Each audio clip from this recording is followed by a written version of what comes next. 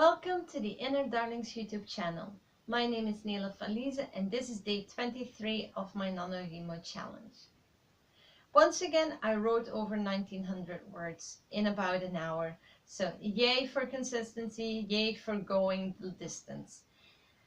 I really hope that this will lead in the future to 2 sets of writing a day that might lead to 3,500 to 4,000 words a day, which would mean about 2.5 hours worth of writing. And with that, I might be capable of bringing in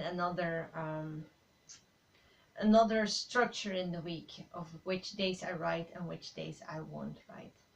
So we're working on that, we're thinking it through, and I'm just really happy that I'm capable of getting the word count that I do right now, and I'm really looking forward to even expanding on that further down the line. As I've repeated often over the last couple of weeks, outlining is important to me, or better said, it has become important to me. I didn't know how important outlining was before I started. And I'm very grateful for this experience to show me my weaknesses, but also my strengths in writing. And at the end of the NaNoWriMo challenge, I will be making an analysis of all the data I've gathered and all the lessons I've learned. Today, writing went more fluent than I thought it would.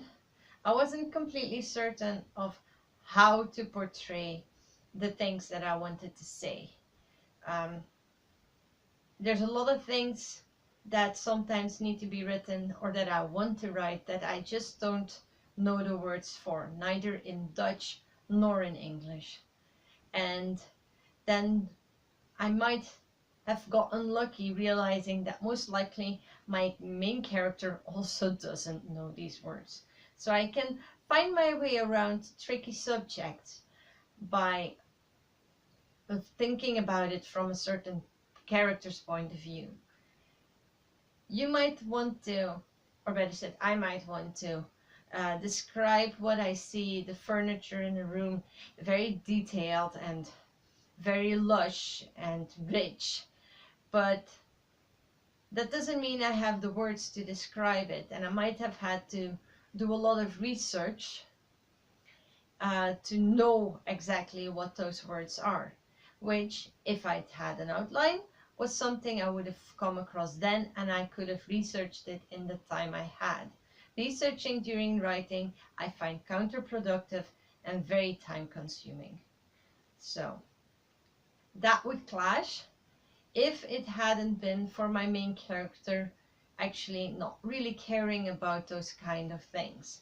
It didn't befit my main character to know about design and from which era is what, not even in the broader strokes of things.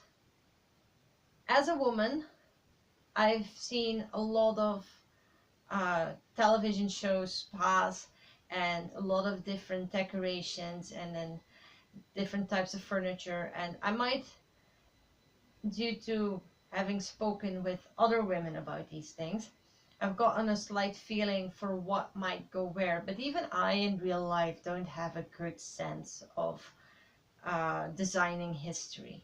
So if I already, who has more experience on the topic, don't really know it, then my main character, who is not interested and who does not have that experience, definitely will not. So I got the experience today of working around it by just constantly reminding myself of what my point of view was like, and not to try to insert my own desire for a perfectly portrayed lush background in it.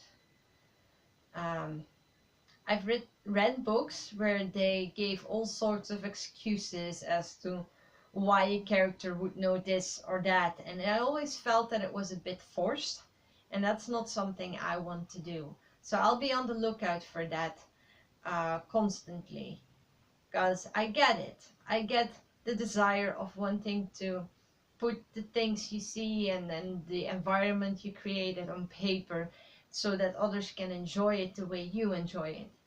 But I sincerely doubt if people could ever truly enjoy a book other than the way they enjoy it.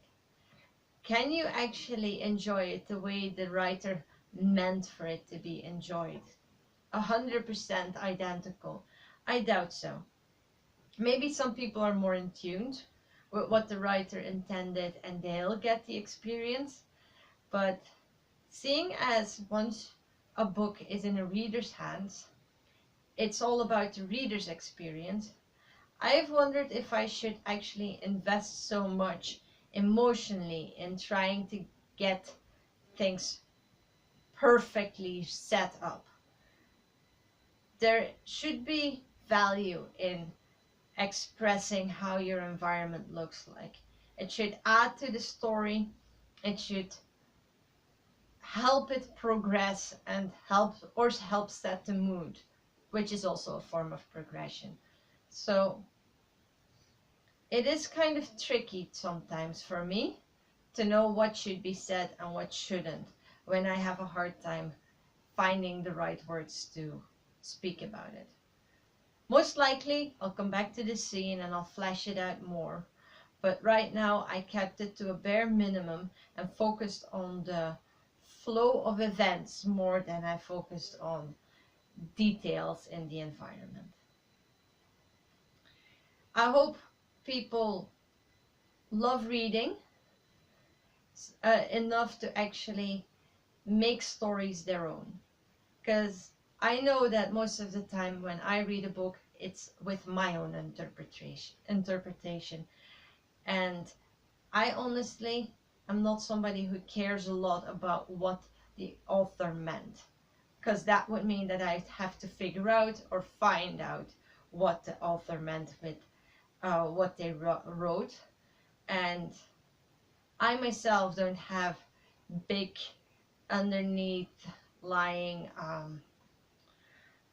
hidden messages. I just want to tell my stories. And if people find more in that, then people find more in that. If they don't, they don't. So I myself am not really looking for what another person was trying to tell me. And I'm more focused on the adventure that I'm having by reading somebody else's work.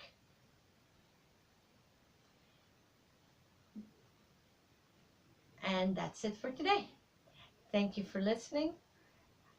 If you liked the video, share, subscribe, like, or go to my website, innerdarlings.com, and I will see you next time.